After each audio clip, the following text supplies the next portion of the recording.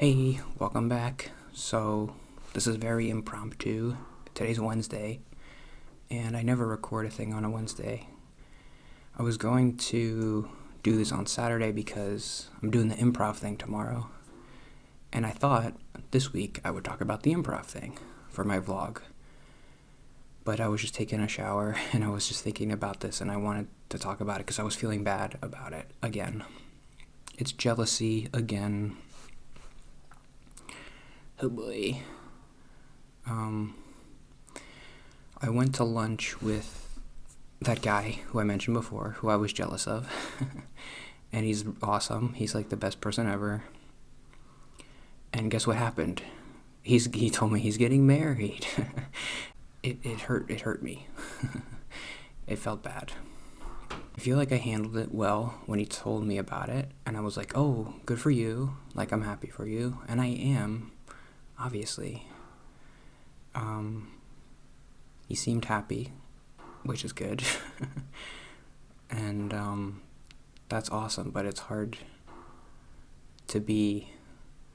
It just feel like a test. Like God's testing me, like shoving this in my face and being like, are you going to be jealous? Are you going to do something bad? Are you going to turn into a bad person? Here's the test. Because the only person, like the only friend I have up here is experiencing something that like I can't. Like the thing I'm trying to and I can't.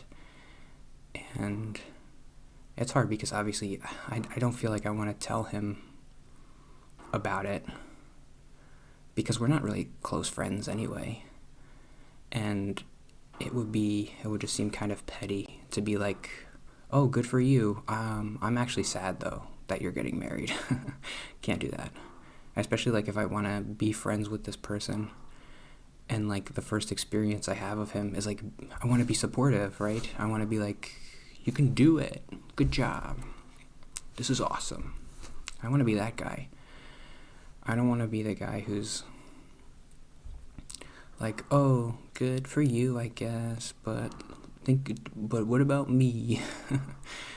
And I did a good job of, I don't think I came across like sad or anything, which is good. When he first told me. I mean, maybe later I can try to talk to him about it, but for right now, I wanted to be supportive, and hopefully I did a good job with that. Because from his perspective, it is a huge thing, and I'm sure it's stressful too. Like, oh my God, I gotta get married, and they're getting married in 6 months, and what do we gotta do? I don't know. We gotta plan all this stuff. That can't be fun.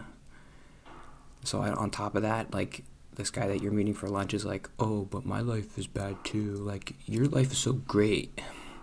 I don't want to be that guy. So I'm going to be that guy here instead of with him. Yeah, I have no notes today. I just wanted to talk about how I'm feeling, and it was not good. I didn't feel good. It's like right in my face now.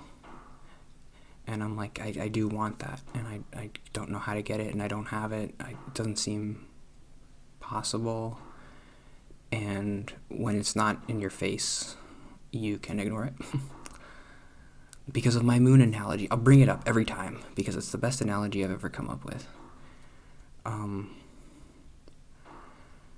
I really going to do this stupid analogy again?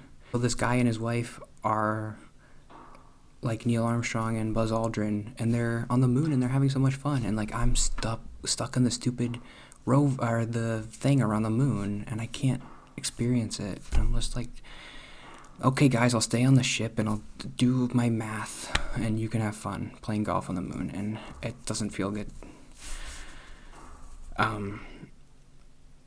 And sometimes you do kind of just want to go back to being on Earth and just not having to think about it, and just being like, I'm not going to go out there because they keep getting reminded of stuff that I don't have. Does that sound like, sorry, my chimney is banging. Sorry if that's annoying. Does that sound like petty or, I'm just noticing the banging now, and it's probably annoying. Sorry.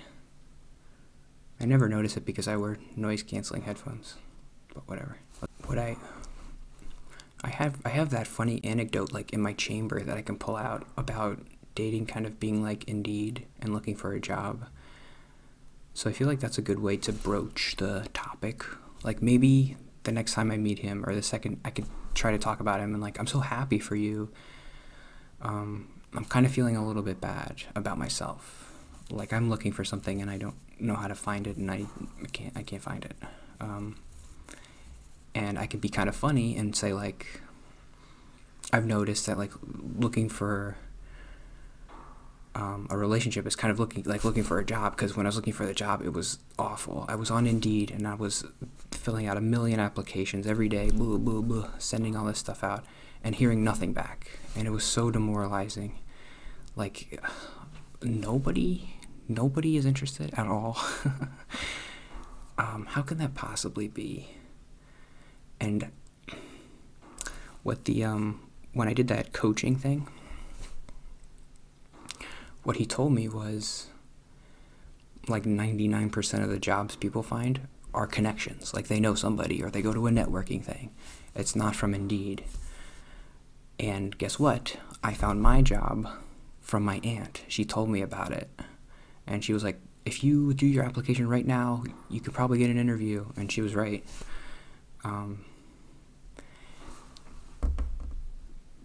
So I did end up finding it. So I feel like relationships kind of the same thing. Like you kind of have to know somebody and then they are like, hey, I know.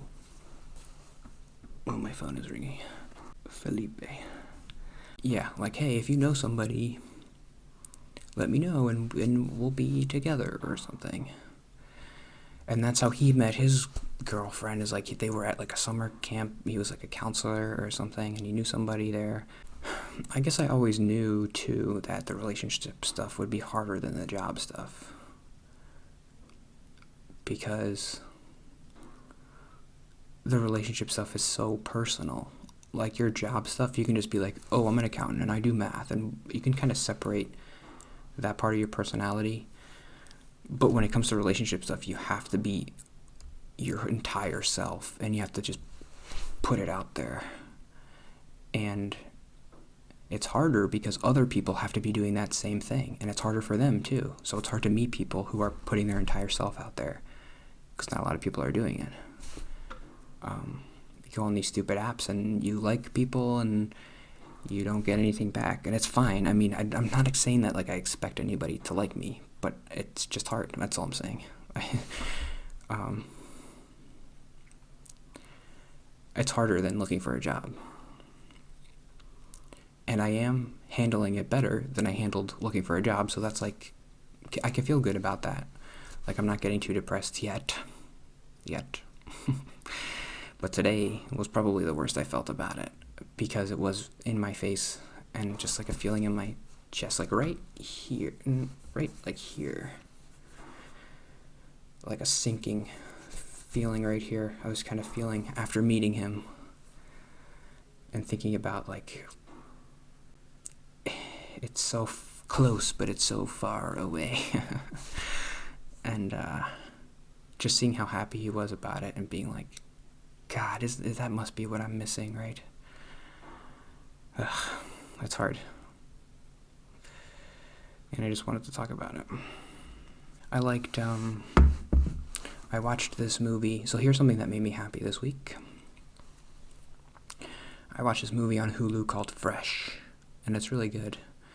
It's the first half hour of the movie is this girl who's like, she's going on all the dates and she's on the dating apps and she's not meeting anybody, and she goes on like terrible dates, and then she meets this guy in the supermarket who's like super charming and funny, and they hit it off. I don't know, I shouldn't spoil it, but I mean, you can tell by the marketing that like it's like kind of a thriller. Like the guy turns out to be like bad and the girl has to like escape from him. That's the whole movie. But I always like watching those movies because the super charming funny guy turns out to be like a sociopath killer, and he's just like manipulating her. So I'm like, see, that's where being charming gets you. That's where liking charming people gets you. You gotta look for the doofs. You don't gotta do anything. Do whatever you want. It just makes me feel good about myself, even though it's not true. But at least I wouldn't lock you up and try to eat you. Okay, I spoiled it. Sorry. But I figured that out from the trailer, that like Sebastian Stan is like he eats people, so that's what he does. But it's a really good movie. You should watch it. I didn't spoil, like, you can still watch it and enjoy it knowing that premise of like it's about a guy who eats people. It would probably feel better if there was a movie like that, but instead of the girl, it was the guy who was like locked up or something. But there's never been a movie like that, I don't think. Because I mean, I do root for the girl, obviously, and like, but it's a little bit harder to relate to her because she is a girl, and I know like it is 1,000 times harder for girls than it is for guys, because they have to worry about like a lot of other stuff that I don't have to worry about. All I have to do is try to get somebody to like me. That's all I have to do. But girls like have thousands of people being like, ooh, blah, blah, blah, blah, and like annoying them all the time. And they're just like, oh my God, this is the worst.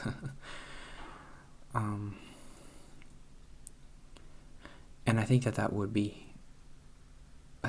is worse than being the guy. Because maybe as a guy you might think like, oh, but like you have all these people liking you, so isn't it easier? But you have like the worst people liking you, because those are the people who are so like aggressively confident and like outgoing and like, hey baby, like come, let's go to the I don't know, whatever. I gotta work on my improv. That's why I'm going to class tomorrow. I think that would be hard, and like people like terrible guys trying to trick you into thinking that they're good people, and then eventually they're like, oh, I'm a terrible person, I tricked you. I wouldn't want to deal with that. But I'm just saying that it's not easy either, but it is easier than that, so whatever. I just feel bad, but it's not like soul crushing. I think if you're a girl, it might be like soul crushing at times, like, oh my God, this is awful. But for me, it's just like, well, I suck, whatever. Nobody likes me, who cares? But that's enough. I had a dream last night that I just noticed that I had a typo on my poster, and I was like, oh my gosh, there's two Y's. What? And then I woke up and I was like, ooh, that was just a dream. Like, think about all those videos where the typo. It's so stupid. Okay. Yeah, I don't know. I guess I'm feeling a little bit better. I'm gonna try to like somebody on Hinge and kill me. No, don't kill me. I'll see you tomorrow. I'll always see you tomorrow. Okay? I promise. Bye.